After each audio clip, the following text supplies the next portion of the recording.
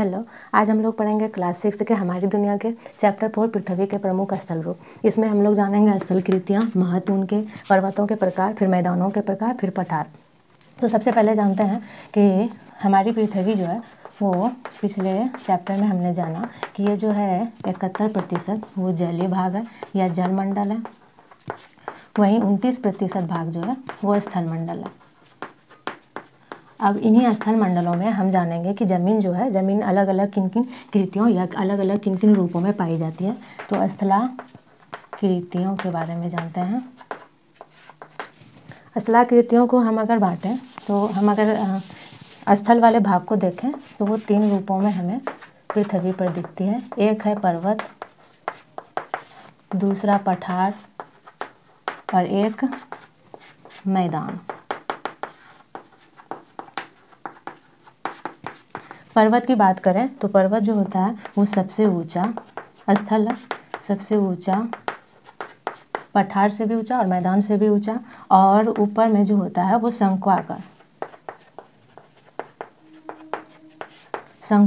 शीर्ष होता है इसका, और कहीं कहीं तो ये बर्फीले भी होते हैं। कई जो होते हैं बर्फीले पर्वत भी होते हैं। तो ये पर्वतों की कुछ भी जैसे। और पठार की बात करें, पठार जो होता है वो ऊपरी शीर्ष बोलें तो वो पर्वत की तुलना में छोटे होते हैं पठार, और मैदान की तुलना में वो ऊंचे होते हैं। वैसे ज़मीन को हम पठार कहते हैं। ऊपरी शीर्ष इसका सपाट होता है, जबकि पर्वत वाले का हम देखें तो ऊपरी सिरा जो है वो शंक्वाकार या बोलें कि नोक वाला होता है। वहीं पठार वाले में चपटा या सपाट होता है, तो उस वाले को हम पठार कहेंगे। मैदानी इलाका समतल होता है, या हम कहें कि समुद्र या पर्वत और पठार की तुलना में मैदान समतल होता है, और ये जो होता है समुद्र से ऊंचा या नीचे भी हो सकता है।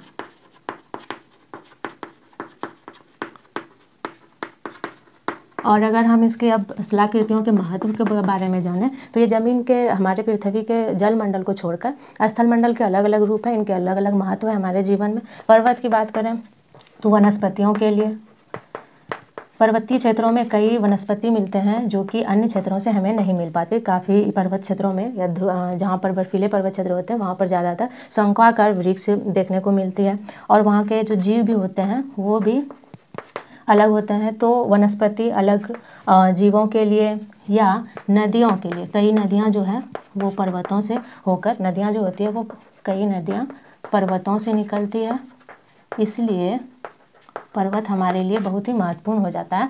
जैसे कि अगर हम उदाहरण लें तो गंगा, ब्रह्मपुत्र आदि नदी को हम देखें, जिसका जो उद्गम है वो हिमालय पर्वत से होता है। तो इसलिए इस दृष्टि से देखें तो पर्वत हमारे लिए बहुत महत्वपूर्ण है। उसी तरह पठार को देखें तो कई जो होते हैं खनिज, जैसे कि खनिज की प्राप्ति होती है पठारों से ज़्यादातर हम देखें तो जैसे कि लोहे, अभ्रक, कोयला आदि जो हमें प्राप्त होता है वो पठारी क्षेत्रों में ही खनन कार्य करके ज़्यादातर हमें प्राप्त होता है। तो स्थलाकृतियों में पठार की भी अपनी भूमिका है। फिर मैदानी क्षेत्रों को देखें तो इसमें सबसे अधिक जीवन जो होता है वो उन्नत होता है, क्योंकि इसमें कृषि, हम इसी क्षेत्र में मुख्यतः ज़्यादातर कृषि, परिवहन,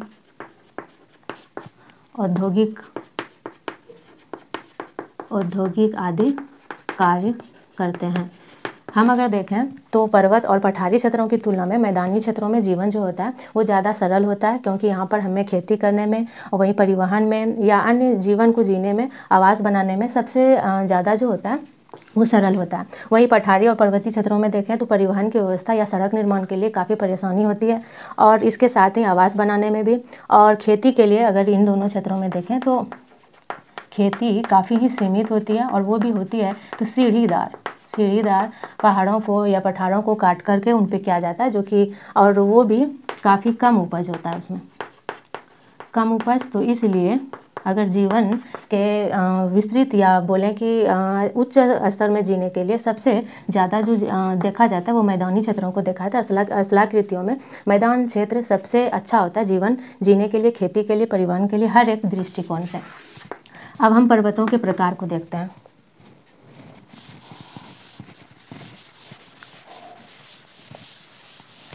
अब हम जानते हैं हमारे पर्वतों के कुछ प्रकार के बारे में।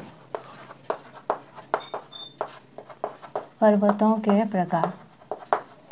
पर्वत जिसका ऊपरी सिरा जो होता है वो शंक्वाकार होता है, जिससे कई नदियाँ निकलती है, कई अलग अलग वनस्पतियों और जीवों के लिए खास होता है। तो उसके बारे में जानते हैं। तो एक होता है भ्रंशोत पर्वत, एक होता है वलित पर्वत और एक होता है ज्वालामुखी पर्वत।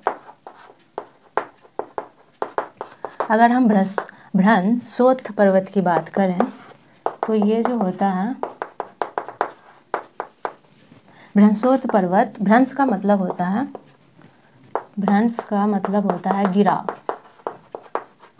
तो किसी भी स्थान पे किसी एक स्थल के टुकड़े के गिराव या भ्रंश के कारण उत्पन्न हुए किसी स्थल के भ्रंश या हम बोलें गिराव के कारण उसके उस जमीन के दूसरे भाग के उभार से उठने से बने पर्वत को हम भ्रंशोत पर्वत कहेंगे। ये भ्रंशोत पर्वत की एक परिभाषा है। वलित पर्वत की बात करें तो वलित पर्वत मोड़दार पर्वत होती है, जो कि आंतरिक बल के कारण या किसी अन्य कारणों से आंतरिक जो होते हैं निफे, जिसे निकेल और आयरन या फेरस कहते हैं, उसमें जो उबाल होता है या आपसी पृथ्वी के ऊपरी प्लेटों के आपसी टकराव और उसमें चढ़ाव के कारण पर्वतें अगर चट्टान या ऊपर की ज़मीन अगर इस तरह से कुछ मुड़ करके वलित जो बनाती है तो ये मोड़दार होती है, उसे ही हम वलित पर्वत कहते हैं। जैसे कि हमारा जो हिमालय पर्वत है वो वलित पर्वत है, क्योंकि ये काफ़ी मोड़दार है। तो वलित पर्वत जो होता है आंतरिक हलचलों से उत्पन्न पर्वत को ही हम वलित पर्वत कहेंगे। ज्वालामुखी पर्वत, ज्वालामुखी जो कि अंदर में हमारे पृथ्वी के, जैसे कि ये होता है सियाल, यहाँ के बीच वाले पार्ट को हम सीमा कहते हैं। फिर सबसे आंतरिक वाले भाग में नीफे होता है, निकेल और फेरस, वो द्रव्य अवस्था में होता है और इसलिए प्लेटों को वो अपने उफान के कारण कभी कभी प्लेटें जो होती है उसमें दरारें आ जाती है। दरार के कारण वो जो द्रवित अवस्था में नीफे मतलब निकेल और फेरस आयरन जो होते हैं वो ऊपर आ जाते हैं और इस कारण वो जम करके लावा के रूप में अगर ये बाहर आ गया तो उसे हम ज्वालामुखी कहते हैं। या हम कहें कि ज़मीन में दरार होने से और अंदर के नीफे निकेल या फेरस जैसे कुछ धातुओं के पिघले पदार्थ को बाहर आने से बने पर्वत को, उसके जम जाने के पर्वत को, या तो हम बोलें ज्वालामुखी से निकले लावा के जमने से बने पर्वत को हम ज्वालामुखी पर्वत कहते हैं। तो ये पर्वतों के कुछ अलग अलग प्रकार हैं जो हमें देखने को मिलते हैं अपने स्थलाकृतियों में। अब हम मैदानों के कुछ प्रकार को देखते हैं, जिसमें से कि हम लोग अपना परिवहन, खेती या आवासीय घर बनाकर या औद्योगिक क्रिया करते हैं, उनके अलग अलग रूपों को देखते हैं। तो मैदानों के प्रकार,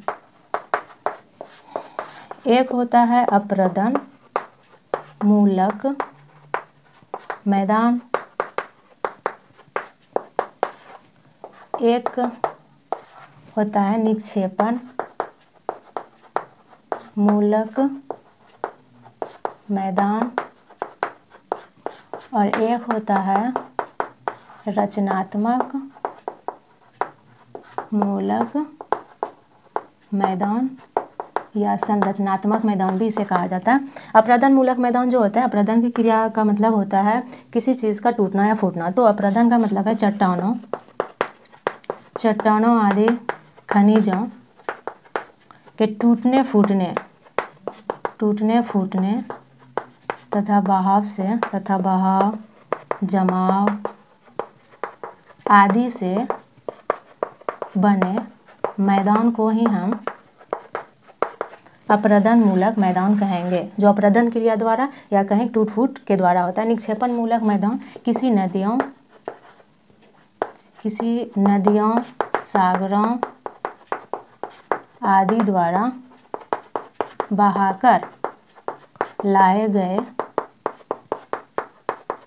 जमावों से बने मैदान को निक्षेपण मूलक मैदान कहा जाता है। निक्षेपण का अर्थ ही होता है बहाव और उसके बाद जमाव। रचनात्मक मूलक मैदान होता है आंतरिक हलचल, पृथ्वी के आंतरिक हलचलों के कारण किसी समुद्री सतहों के ऊपर उठने से बना मैदान, या हम जिसे टापू कहते हैं। आंतरिक हलचलों के कारण समुद्र के किसी भी भाग को एक आंतरिक दबाव मिलता है, बल मिलता है, जिसके कारण कि वो ऊपर आ जाता है और समुद्र के स्तर से ऊपर ऊंचे हो जाने के कारण वहाँ पर पानी नहीं पहुँच पाता है और वैसे में हमारे लिए वो एक मैदान का निर्माण करता है जहाँ पर हम अपने आवास को बनाकर खेती का काम, आवास का काम, उद्योगों का काम कर सकते हैं। तो वैसे मैदानों को हम रचनात्मक मूलक मैदान कहते हैं। तो मैदानों के ये कुछ अलग अलग रूप है, अप्रदन मूलक मैदान, निक्षेपण और रचनात्मक मूलक मैदान। अब हम पठार को जानते हैं। कुछ पठार जिसका ऊपरी सिरा जो होता है सपाट रहता है पर्वतों की तुलना में, जो खनिजों के लिए हमारे लिए काफ़ी महत्व रखता है। पठार की बात करें तो इसका ऊपरी जो सिरा होता है या शीर्ष होता है वो सपाट होता है। दूसरी इसकी जो हम खूबियाँ बोलें तो ये है कि ये पर्वत से नीचे तथा मैदानों से पर्वतों से नीचे तथा मैदानों से ऊंचे होते हैं। वहीं अगर दूसरी बात करें, ये 100 किलोमीटर से लेकर के 1000 किलोमीटर तक भी हो सकता है। इसकी